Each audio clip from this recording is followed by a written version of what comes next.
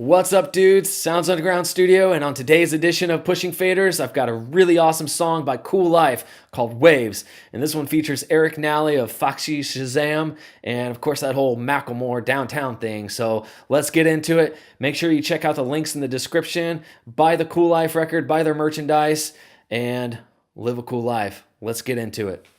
All right, so I think a good place to start with this mix is to show you guys what I started with. So let's check out a little bit of the reference track. I'm just going to play the pre-chorus going into the chorus here. I can't stand anymore. My body gives up. When the light in your face, I can't feel you anymore. Waves, I can barely breathe. You're coming in waves. I cannot. All right, so we started there, and this is where we ended up. I can't stand anymore. My body gives up. When the light's in your face, I can't feel you anymore. Waves, I can barely breathe. You're coming in waves. So I think I received about, 65 tracks, somewhere around there, and Pro Tools, at least the version that I am on, which is an older version, has a 48 track limit, so 48 stereo and or mono tracks. So I basically took those 65 and buzzed them down to 48, which I kind of like because it's a little more manageable. There's a little less decision making and chaos going on at mix time. So the other thing I did is if any of the tracks needed some major processing, I went ahead and did that. So I ran them. I may have ran them through like an API, EQ, or distressor, or something like that. So I did that to a lot of the vocals, especially Eric's vocal. It came in very, very dark. Not sure what mic, but I remember doing like plus 12 shelf at 5K on an API 550, the real hardware unit. So kind of created a little bit of a sound coming in on any tracks that were problematic. And if you look at the session, there's really not a lot of plugins. I mean, that's it. Especially, if you look at the vocal tracks, there's hardly anything there. So let's go from left to right. I'll kind of take you guys through the decision-making process on how we ended up at that final mix. So this group of pink right here is the electronic drums, and then this group of orange, we've got the acoustic drums, bass, one bass track, which, by the way, the bass came to me as a DI, reamped it through an SVT classic bass amp. Same thing with the guitars. The guitars came as a DI track, reamped with a Vox AC30. There's some keyboard tracks. There's some horn tracks here. These are our auxiliary input tracks for things like delay, reverb. I'm actually using an outboard Lexicon reverb. Nothing too incredibly fancy. It's an old MPX 550. I think you can get those on eBay for like, $120, which I prefer for vocals, actually. I think it, I don't know, I just seem to prefer these outboard reverb units, even if they are kind of crappy by any professional standard. And then we've got all the vocal tracks, reference track, and then this is your 2-bus. So let's start with the kick.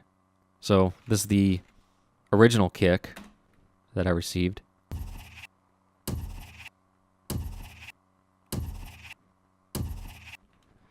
So on its own, I didn't feel like it had enough punch, especially through a busy mix like this. So I added something with a little more low end and just combined those two to create this sound.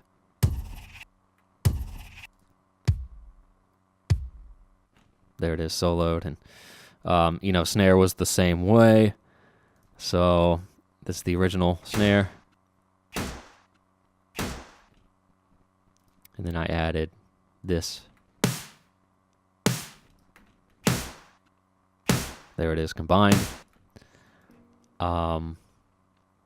There's a bust easy drummer track that kind of comes in and sets off the pre-chorus and choruses. So I just added a little bit, some delay on that. So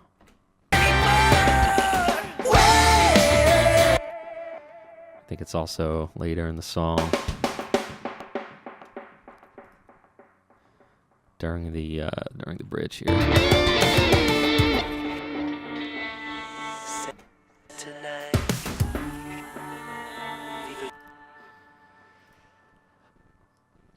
Moving on, acoustic drums. So originally we had electronic drums, easy drummer drums here, but there was a cool contrast, I think, between the verse and the chorus that, when added acoustic drums, it just made it just really made the track explode. So kick, yeah, I think that's an old Slate kick number 4 sample, probably. Snare.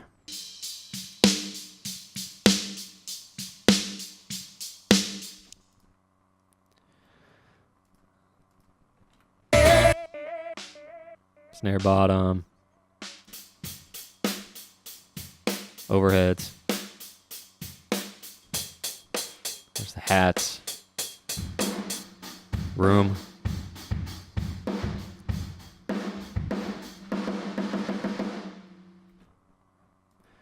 Pretty big room sound there. A little bit of snare reverb on the I put like a plate reverb, just the crappy DigiDesign plate reverb, just to kind of extend out the sound of the snare drum. Let's just solo them all. See what they sound like.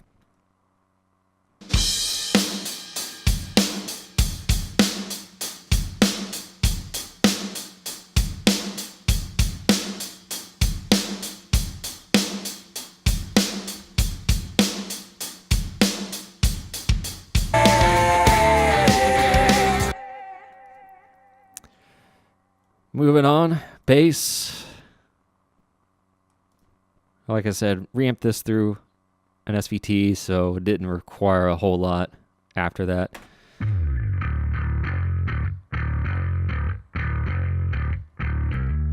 lot of crunch going on, a little boost in the low end, a boost in the mids, and then finish it off with the classic venerable L1. Which is a great limiter for pinning down something like bass. Guitars.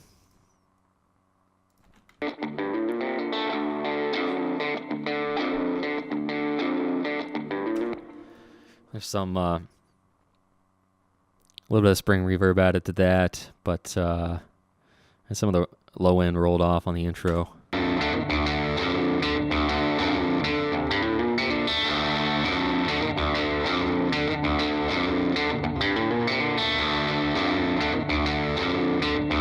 Interesting thing about that is if you listen to that guitar, I mean, it's mono right there, so really sets off the chorus because you've got a lot more guitar. So, I mean, let's just check that out.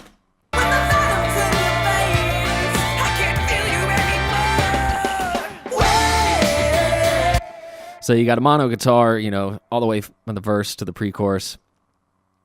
I can't remember if the tracks came to me that way or if I just took a production liberty of keeping that guitar mono and then letting the chorus explode into these stereo guitars.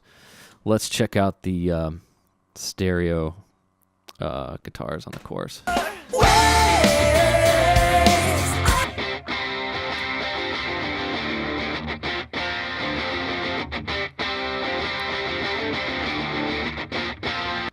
Not a whole lot EQ there. I mean, there's a dip in that kind of harsh mid-range that between that 2 and 3K. There's I think there's a little bit of a mid boost, yeah, and then some LA3A on the bus. Really not a whole lot of other processing on those guitars. Synths, so a few different synth tracks. And I really had to automate these.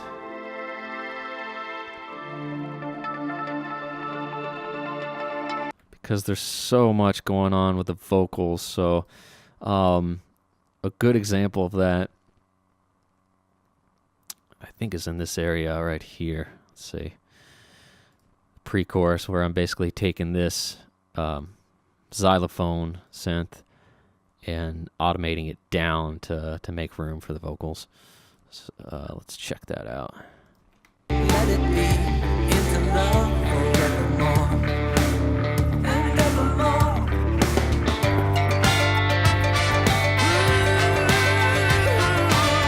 I can't stand anymore. My body gives up. So you can hear the trumpets coming in, the vocals coming in. There's just no way. Something had to give. Just really busy right there. So ducking those down to make room for everything else. Let's go back to the guitars. I want to talk a little bit about the solo guitars. Let's find the solo. So I remember this being a tube screamer that I just clicked on when I was reamping these guitars.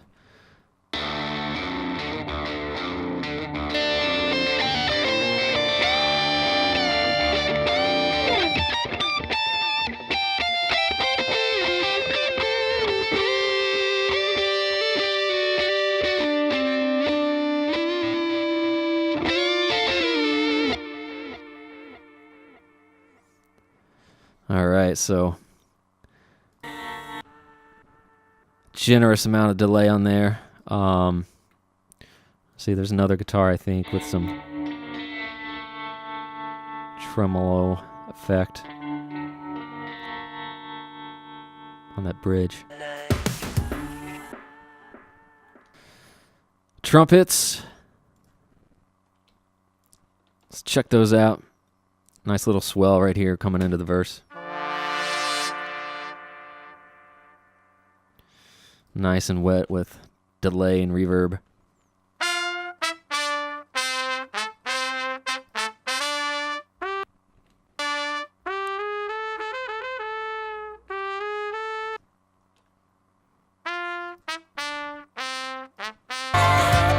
When the phantom's in your face, I can't feel you anymore. Wait, let there be still in the desert. Let my heart vibrate like a storm. Vocals. So here's Eric's main vocal track. As I said, I comped these. I think they came to me in probably 5 or 6 different tracks, and I comped them into, I think, just a couple here. One main vocal track, and then there's some other stuff going on. Let me solo this. Go on and explain yourself. Explain yourself to me. So that, if I recall, that's hardware API 550B going into a distressor. There's probably a de-esser after that, an LA2A, and then I think a Neve 542 tape simulator, which is where that which is where that grit is coming from. Let's check out Eric's scream here.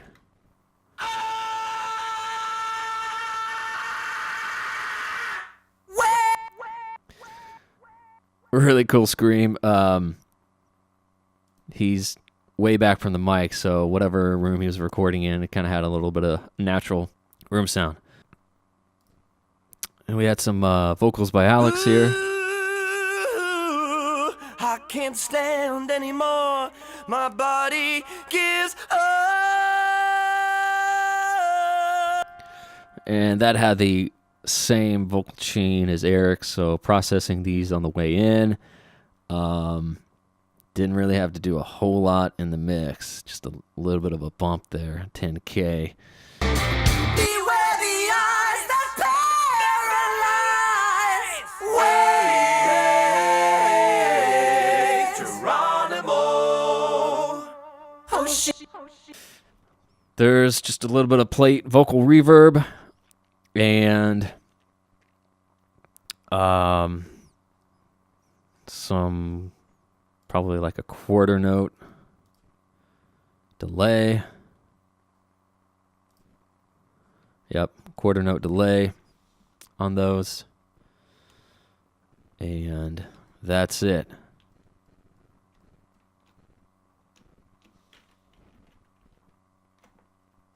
Master the 2-bus. Not a whole lot going on there, just a little bit of the glue, which is like an SSL emulation.